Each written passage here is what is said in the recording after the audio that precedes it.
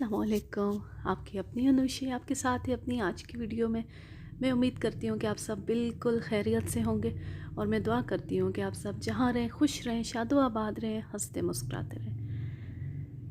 मैंने जब से चैनल स्टार्ट किया है मैंने एक अपना ऐसा अंदाज़ रखा है कि हर दफ़ा हर वीडियो में इस्लाम के बाद दुआ दे के उसके बाद मैं आपको अपना चैनल सब्सक्राइब करने का कहती हूँ।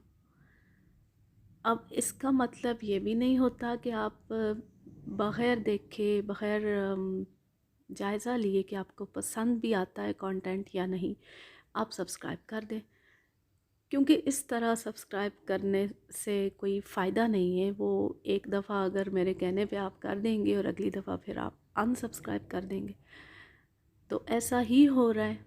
काफ़ी दिन से मेरे चैनल पे सब्सक्राइबर्स आ भी रहे हैं, एक दफ़ा देखें तो 100-150 सब्सक्राइबर आया हुआ होता है और अगली दफ़ा देखें तो वो कोई 200 सब्सक्राइबर जा चुका होता है।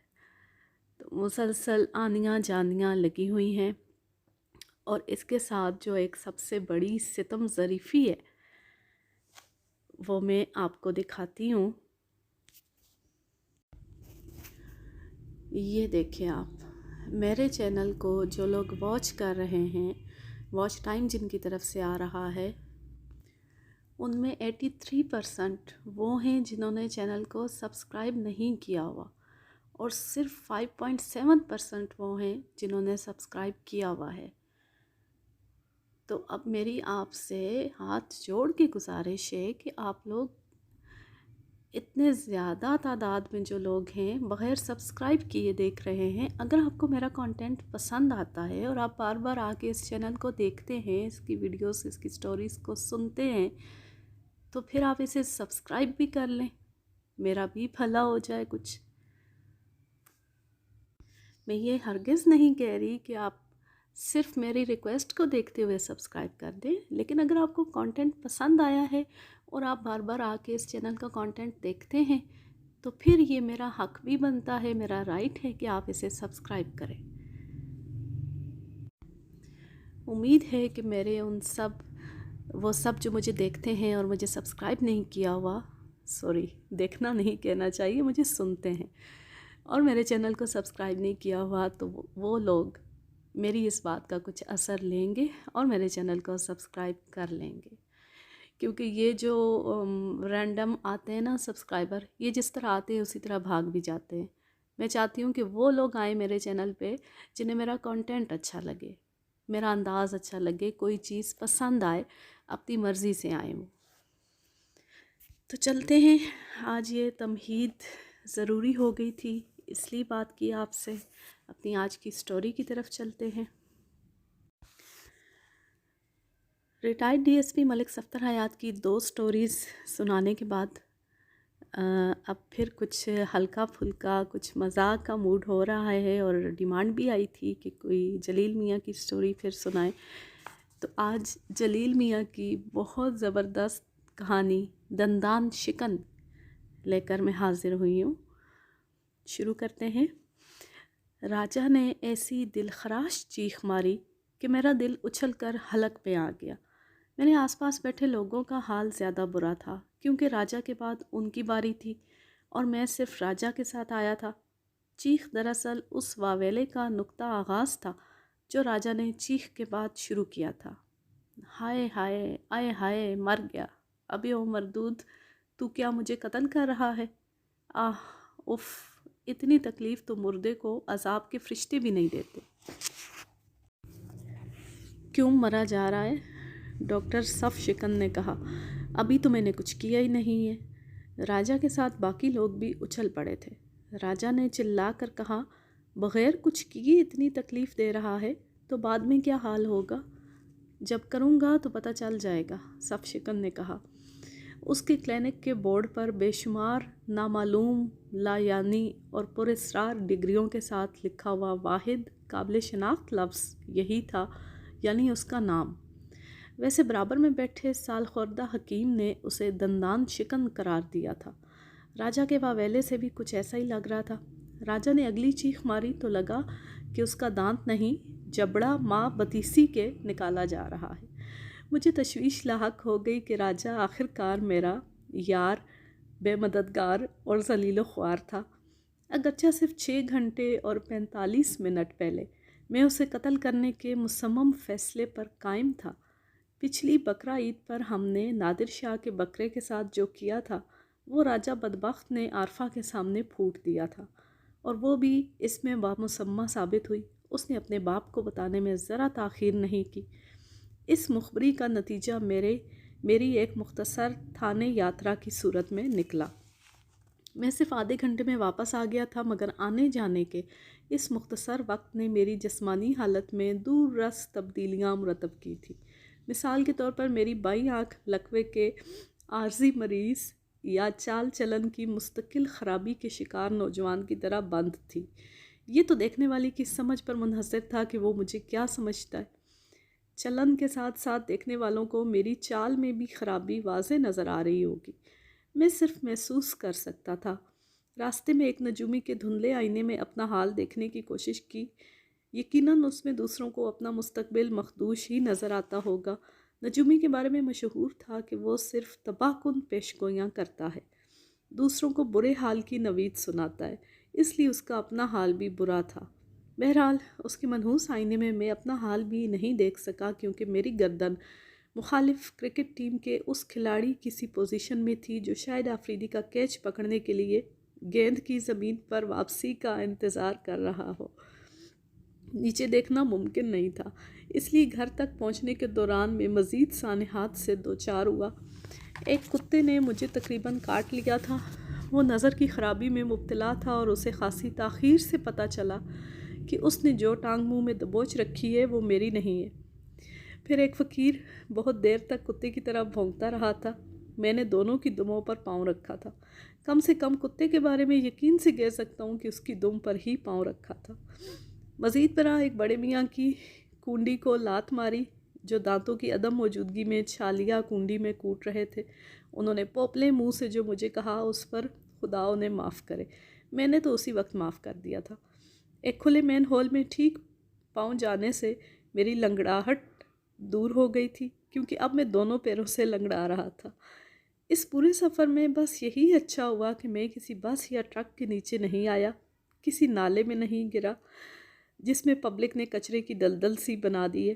واحد حادثہ جس سے میں بچا وہ قورمے کی باقیات تھی جو ایک بلڈنگ سے پھینکے جانے والے کچرے میں شامل تھی۔ کرکٹ کی ایک بال بھی میرے سر پر نہیں لگی۔ اماں نے پہلے گرم پانی سے سکائی کر کے میری آنکھ، ناک اور گردن کو ان کی اصل پوزیشنوں پر بحال کیا، اور پھر میرے دونوں پیروں میں آیوڈیکس کی مالش کی۔ آخر میں زبردستی دودھ میں ہلدی ملا کر پلائی۔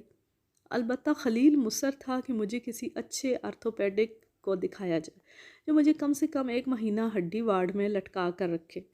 اماں نے میری بات پر یقین کر لیا تھا کہ ایک شرابی ڈرائیور نے بائک مجھ پر چڑھائی تھی، مگر خلیل بھانپ گیا تھا۔ اماں کے جاتے ہی اس نے مجھ سے اگلوا لیا کہ اصل واقعہ کیا پیش آیا تھا۔ اس نے راجہ کو چند نفیس اور برمحل گالیوں سے نوازا اور مجھ سے جلے کٹے انداز میں بولا، تمہارا یہ نام نہاد یار کسی دن تمہیں قبر میں پہنچا دے گا۔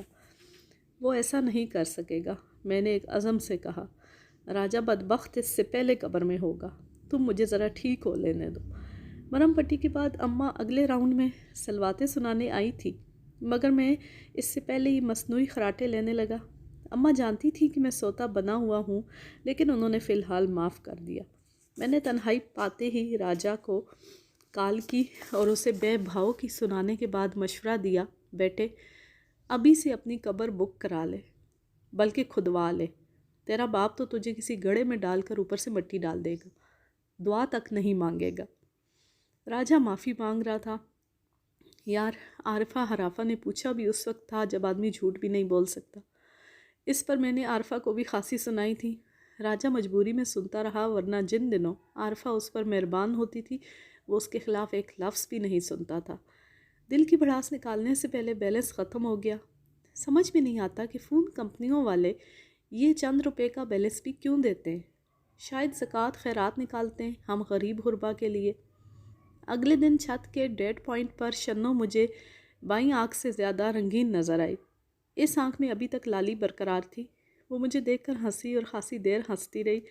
جب میں نے بھنا کر پوچھا کیا میری صورت کسی کامیڈین سے ملنے لگی ہے؟ نہیں، شنو نے ہنسی پر قابو پاتے ہوئے کہا۔ ہنسنے سے اس کے اعضاء یوں ہل رہے تھے جیسے گل گوتھنے بچے کے ہلنے ہیں۔ وہ آج کل کچھ ایسی ہی ہو رہی تھی۔ اگر وہ نارمل ہنس رہی ہوتی تو میں اسے کبھی نہ ٹوکتا۔ مغربی ممالک میں اعضاء کی شاعری کے لیے خواتین کو رقص وغیرہ کرنا پڑتا ہے۔ ہمارے یہاں خواتین ہنسی اور کہوں سے یہ شاعری بخوبی کر لیتی ہیں۔ تمہاری شکل تو آپس میں نہیں مل رہی ہے، کسی کامیڈین سے کیا ملے گی؟ شنو میرے ساتھ کل بہت برا ہوا۔ میں نے سرد آہ بھری۔ راجہ جیسے دوست سے اور کیا توقع رکھتے ہو؟ شنو نے بھی جلی کٹی سنائی۔ راجہ سے اسے ویسے ہی اللہ واسطے کا بیر تھا۔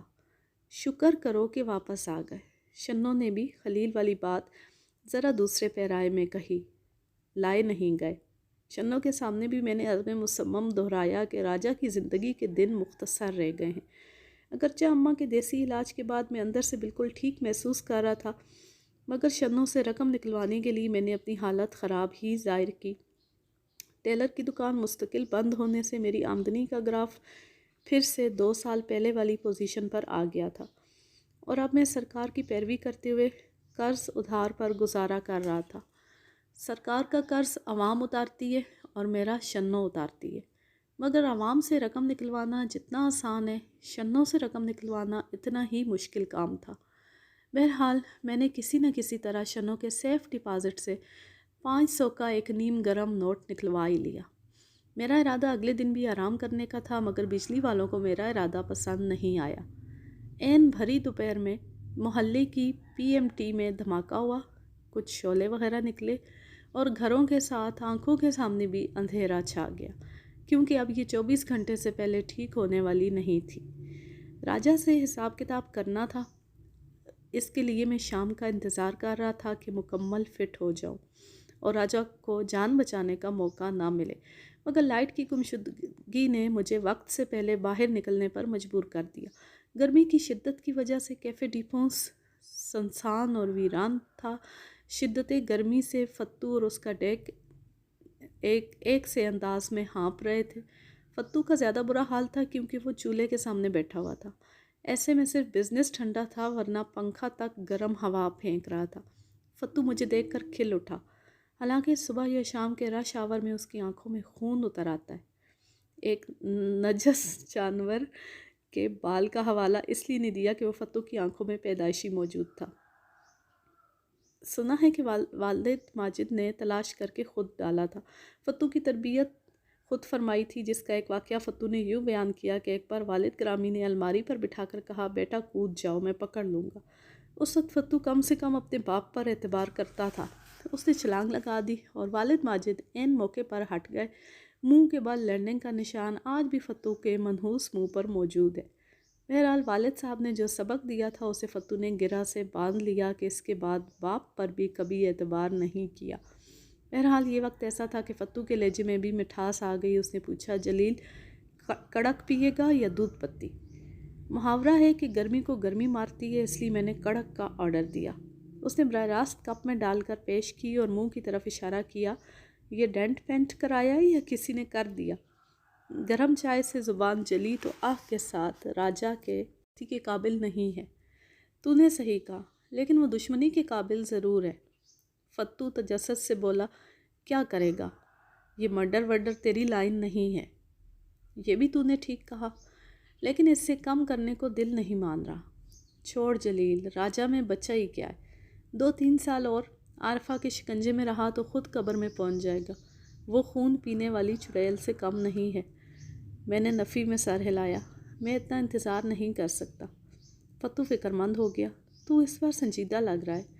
میں قطعی سنجیدہ ہوں۔ میں نے کپ میز پر پٹک کر کہا، اگر وہ ذلیل اس وقت یہاں آ گیا تو سمجھ لے کہ تیرا ہوٹل جائے وقوعہ بن جائے گا۔ اخبارات اور ٹی وی میں اس کی تصویریں آئیں گی، لوگ دور دور سے یہاں چائے پینے اور باسی کیک بسکٹ کھانے آئیں گے۔ آج کے لیے بس اتنا ہی، اور اس دفعہ جلیل میاں راجہ پر خاصے تپے ہوئے ہیں، اور اب دیکھتے ہیں کہ جلیل میاں راجہ کو کیسے سبق سکھاتے ہیں۔ اب میں لیتی ہوں آپ سے اجازت، جہاں رہے خوش رہے، شاد و آباد رہے۔ اللہ حافظ، اللہ نگہبان۔